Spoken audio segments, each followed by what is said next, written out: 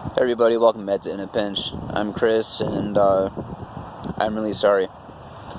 I know a lot of you guys have seen Paul's video, Uncle Squinty, and a lot of you guys have been writing in, trying to get a hold of me, shooting me emails and personal messages and text messages, and I'm sorry that I haven't had a chance to get back to them.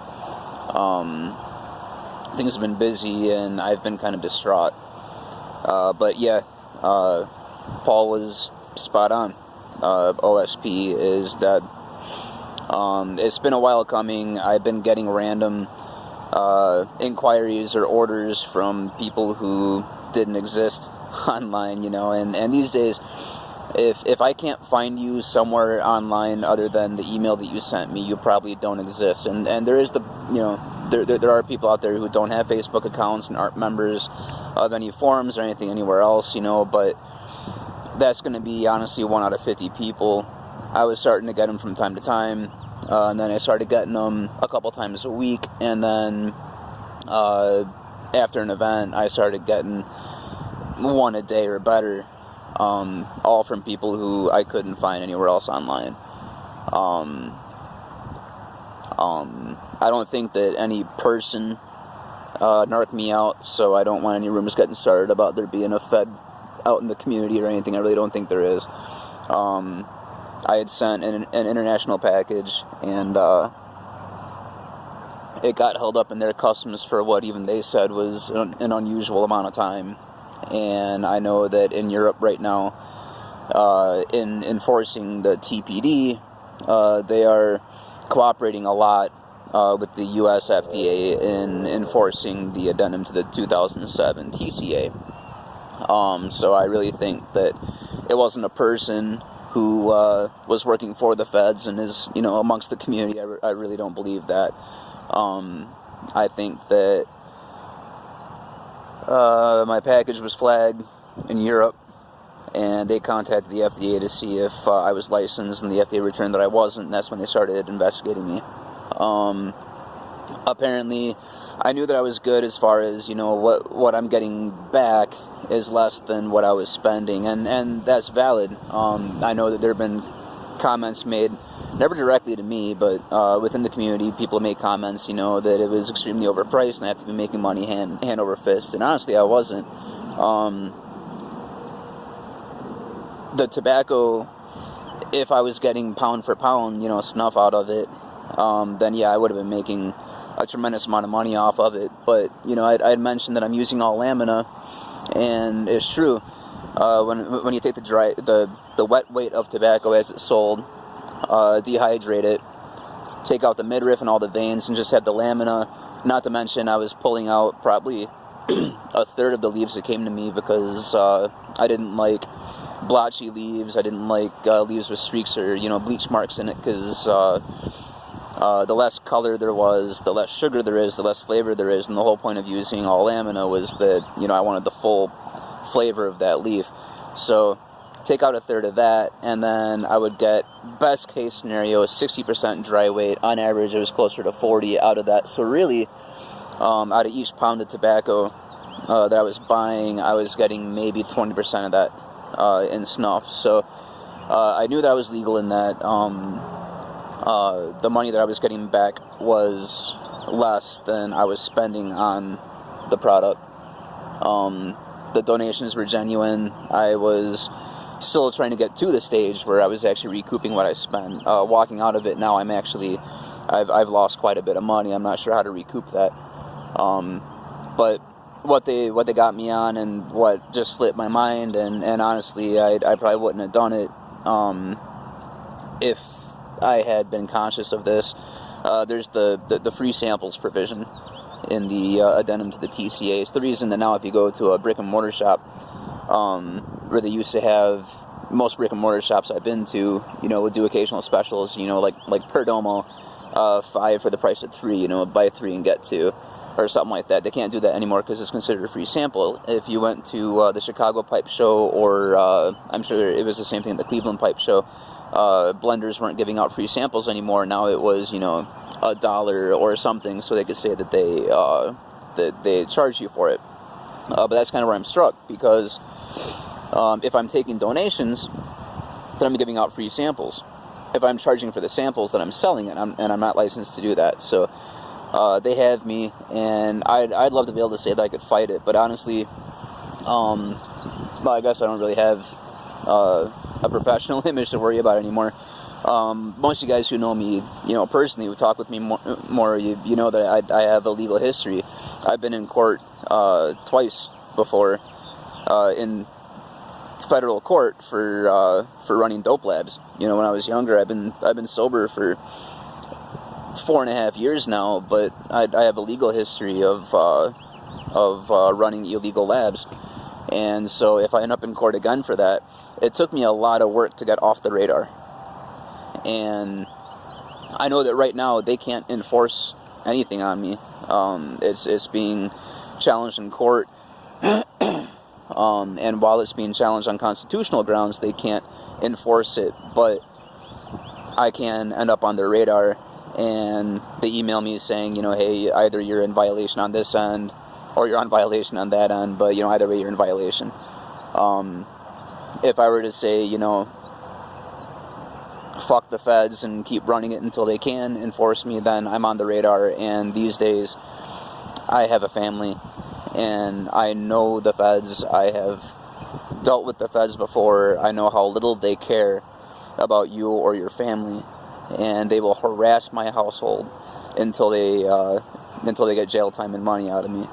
And that's just not a route that I can afford to go. So unfortunately, OSP is done. Real quick, we'll take a break. I want you guys to pause the video and pull out a tin of your favorite artisan snuff maker. Whether it's Abraxas or Walter Scott, Melissa Crawlings, Old Mill, OSP, Rosinski, Cobb Guy, whoever your favorite artisan snuff maker is. Pause the video, pull out your tin, and we'll do a pinch together.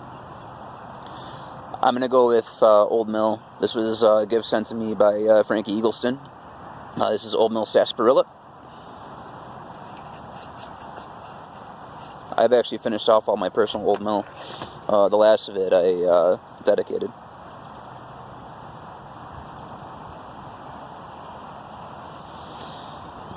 Salud.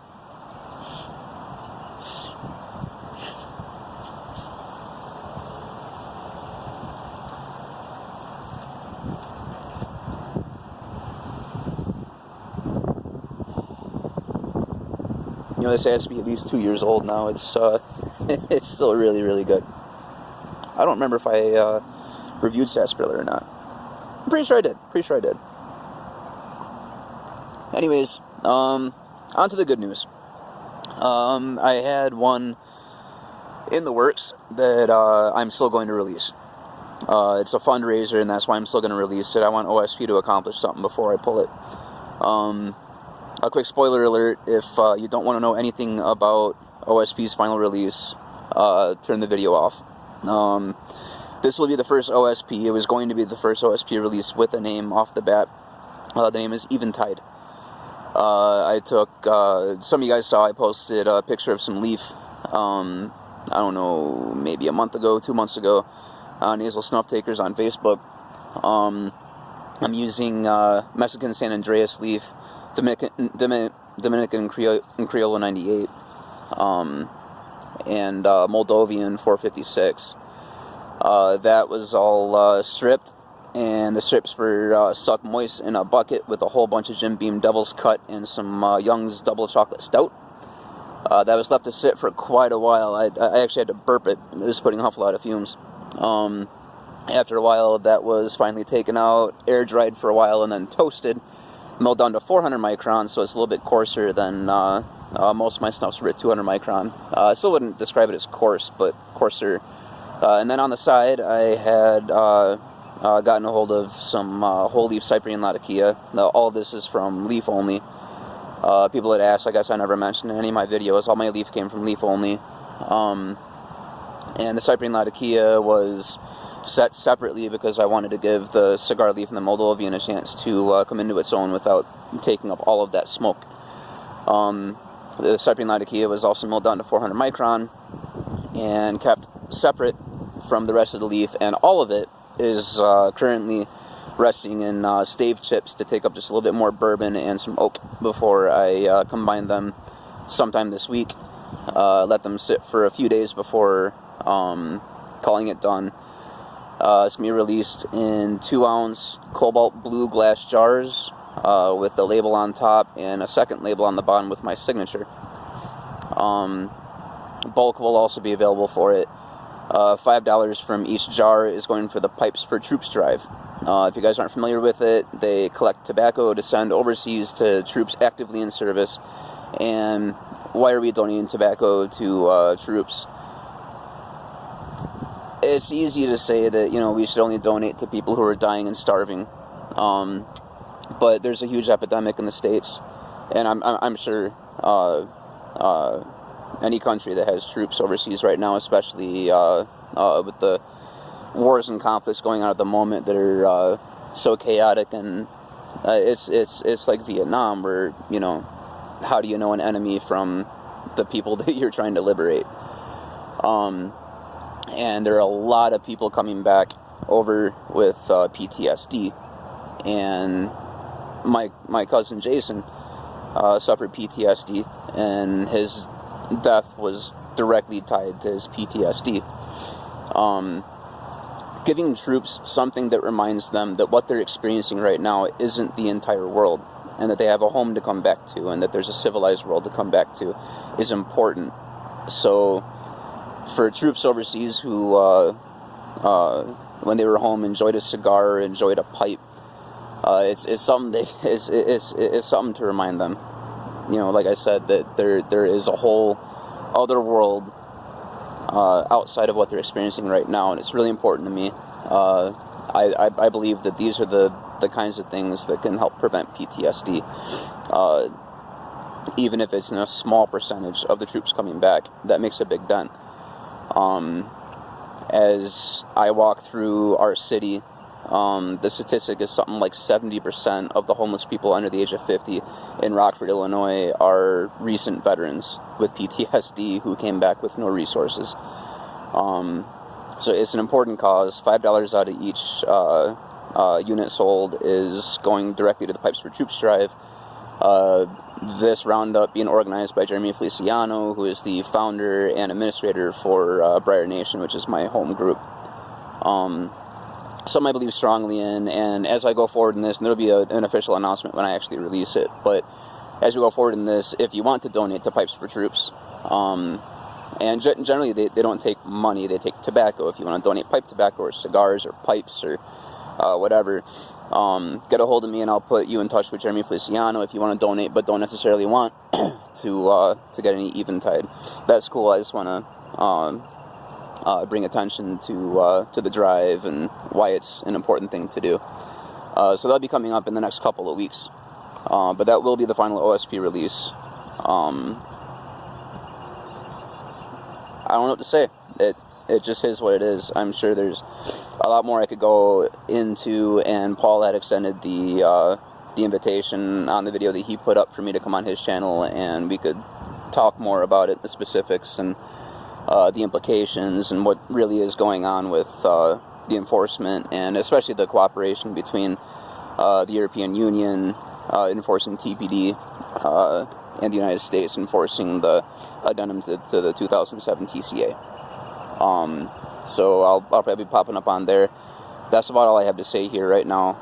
If you guys have any questions, I'm sure there's a lot I didn't cover. I'm really frazzled, so I'm sure I'm rambling more than usual, and I'm sure that there's a whole lot of points that as soon as I upload this, I'm going to remember I meant to make and didn't. But I wanted to put something up, let you guys know what's going on. Thank you guys so much, everybody who got involved, all the support. I made a lot of really awesome friends in this. People who a lot of you guys followed me over from In a Pinch or from Snuff House or Nasal Snuff Takers or Modern Snuff or Briar Nation. But a lot of you guys I never would have met if I hadn't started making snuff. I'm really glad that I did. I don't want to get anyone tied up in anything legal, so I'm not going to mention any of you by name, but you already know who you are. Thank you so much, and I hope that we can retain these friendships, because a lot of you guys are people who I've admired for a long time, and it's been an honor being directly involved with you. So until the next update, guys, enjoy your Father's Day. Support your artisans. If you know of an artisan who is trying to come up, support them. The only active artisan that I can think of who is still out there and jump through hoops, and we're talking about David jumping through hoops that were designed for Goliath. Rosinski Snuff is still very much available. Their line is huge now. I recently put in an order of one of everything, and I'll be reviewing them one by one, and that's what's going to be happening this summer on this channel, along with some pipe tobacco reviews, maybe a couple cigar reviews.